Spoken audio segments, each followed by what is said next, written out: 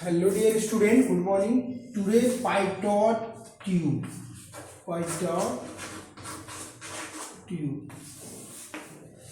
PyTorch tube कैसे flow measurement करता है इसको हम देखते हैं। PyTorch ट्यूब का बहुत ज़्यादा यूज होता है। होता क्या है इसमें कि सिंपली समझिए कि मान लीजिए एक पाइप है, जब हम फ्लूइड की बात कर रहे हैं तो इस पाइप से पानी जा रहा है, वाटर फ्लो कर रहा है। अब इस पाइप पे एक हॉरिजॉन्टल ट्यूब यहाँ पे आप लगा दीजिए। ठीक होगा क्या कि इस पाइप का, क्योंकि आपने पढ़ा है fluid exerted pressure in all direction, तो जैसे ही प्रेशर एक्सर्ट होगा तो वाटर क्या होगा, वाटर इतना राइज कर जाएगा। ठीक, और ये वाटर कहलाता है आपका स्टैटिक फ्लूइड, क्योंकि रुक गया है ना, यहाँ पे जाकर के एक हाइट तक रुक जाएगा, तो ये हो जाएगा आपका स्टैटिक फ्लूइड। इधर भी अगर आप इसी तरीके से एक पाइप लगाते हैं तो क्या होगा, यहाँ भी इसी तरीके से जाकर के एक हाइट पे रुक जाएगा। तो दोनों जब सेम पोजीशन पे है और सेम हाइट पे है तो दोनों में क्या होगा, कोई डिफरेंस नहीं आएगा, प्रेशर दोनों में सेम होगा। अगर हम इस पॉइंट पे और इस पॉइंट का प्रेशर मेजर करेंगे तो दोनों पे प्रेशर सेम होगा।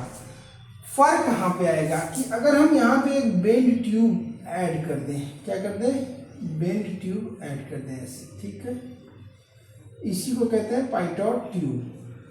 तो अब चेंज हो जाएगा मैटर। ये जो फ्लूइड जा रहा था इसके डायरेक्शन में वो फ्लूइड काइनेटिक्स यहाँ पे रुक जाएगा, मतलब यहाँ पे स्टैग्नेंसी आ जाएगी। स्टैग्नेशन आने की वजह से अब प्रेशर एकाएक बढ़ेगा। क्या होगा, प्रेशर बढ़ेगा। प्रेशर बढ़ेगा तो फ्लूइड क्या होगा, थोड़ा ऊपर राइज कर जाएगा। क्या हो जाएगा, फ्लूइड थोड़ा ऊपर राइज कर जाएगा। ठीक,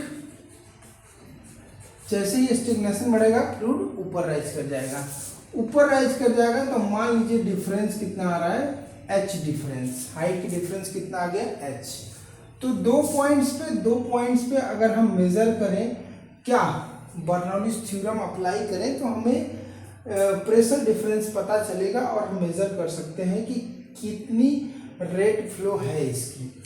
तो पॉइंट 1 है, पॉइंट 1 क्या होगा, P1 rho G plus 1/2 G V1 square plus height दोनों की सेम है, दोनों पॉइंट की हाइट सेम है, तो H1 लिखे, H1 दोनों जगह कर दीजिए, equal to P2 rho G plus half G V2 square plus दोनों की हाइट सेम है तो ऐसे कर जाएगा, कोई दिक्कत नहीं है ना।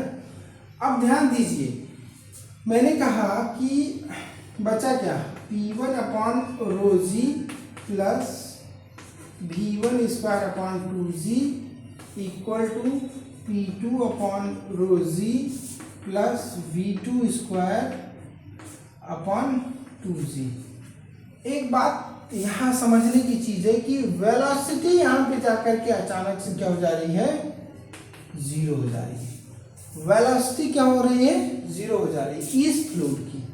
जो फ्लूइड हॉरिजॉन्टल पे फ्लो कर रहा है वो फ्लूइड यहाँ पे रुक जा रही है, तो V2 जीरो हो गया। तो अगर हम यहाँ पे P1 rho G plus V1 square 2G equal to P2 rho G plus यहाँ पे जीरो रखेंगे तो ये क्या हो जाएगा, पूरा का पूरा जीरो हो जाएगा। अब कुछ मत करिए, आप इसको उधर भेज दीजिए, V1 square 2G equal to P2 rho G minus P1 rho G। आगे बात समझ में, क्या करिए, 1 रो G कॉमन ले लीजिए, 1 रो G कॉमन ले लीजिए, तो V1 square upon 2G equal to 1 rho G common ले लेंगे तो क्या बचेगा, P2 माइनस P1। यहाँ तक बात सही है, कोई दिक्कत नहीं। नेक्स्ट क्या है आगे, G से G आप कट कर सकते हैं, तो V1 square equal to 2g upon rho G, है ना, equal to 2g upon rho G और P2 माइनस P1। एक बात ध्यान दीजिए कि हमने आपको पढ़ाया है क्या कि P1 minus P2 static fluid में P1 minus P2 equal to rho G delta H पढ़ाया है ना। तो 2g रो जी, यहाँ पे क्या होगा, रो जी एच होगा ना, इसके equal to H2 minus H1 जो कि H है। अगर आप H2 माइनस H1 पढ़े हैं तो डिफरेंस क्या है, H है, तो हम लिख दें H, ठीक। तो ये रोजी से रोजी कट गया, क्या आया, V1 square equal to 2GH। हम लिख सकते हैं V1 equal to under root 2GH।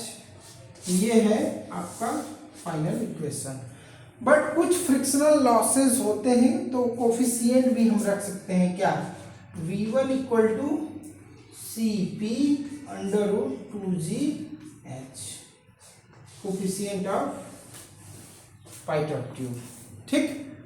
तो ये है आपका पाइटॉट ट्यूब का डेरिवेशन। इससे आप कैलकुलेट कर सकते हैं क्या, flow of rate of flow of fluid in pitot tube कहाँ कहाँ यूज होता है। जब एरोप्लेन में एयर की वेलोसिटी कितनी है मेजर करने के लिए, V1 है ना, वेलोसिटी मेजर करने के लिए ये अप्लाई किया जाता है।